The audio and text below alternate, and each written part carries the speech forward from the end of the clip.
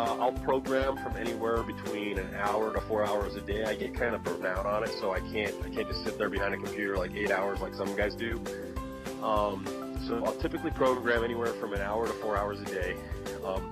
I also have a little bit of sales mind, so I'll spend another hour or two working on sales, whether various stages of sales, whether it's initial meet and greet, prospecting potential clients, or actually going to those clients and pitching them on our products as well. And then I spend about an hour a day on accounting. It seems like a lot, but when you're dealing with multiple clients, you don't have an accountant handling your books for you, which many small businesses do not. I'm typically running the numbers to make sure we're where we need to be, trying to stay as far under budget as we possibly can. And then I usually spend another hour or two a day, kind of brainstorming and storyboarding applications. So, storyboarding an application, is a pretty time-consuming thing. You have to kind of run out the app exactly as it's going to be on the computer. I do it kind of old school with a dry erase board.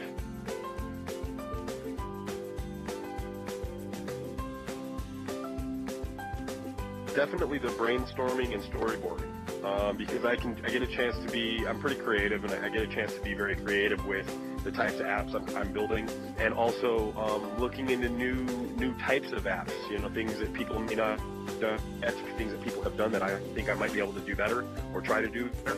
I think that's my most fun part of the day. The sales is really a pain because it's tedious.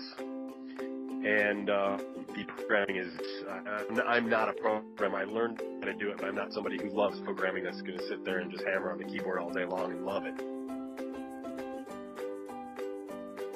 There's a couple things I would have done differently. I think I would have probably, I would have learned a little bit more in school when I had the chance to, when I wasn't worrying about, family and bills and all that kind of stuff, and could still have the flexibility to change my career path as far as school goes. A couple other things I would do too is that I would definitely do a little bit more homework on business finance and really try to figure out the right way to fund something.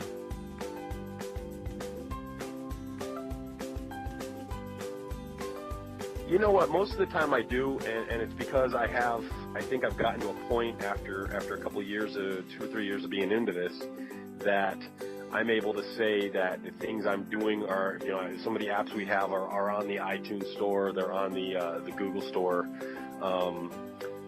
things like that. You do see that you're accomplishing something and that you're completing something. My accomplishment comes from looking around me and seeing that my family's taken care of, the bills are paid, the house is still standing, and the bank isn't looking for it. so that's kind of where my fulfillment comes from, is that I'm able to do something like this and make a living at it, and not be constantly stressed financially on whether it's going to work or not, because somehow or another it always does.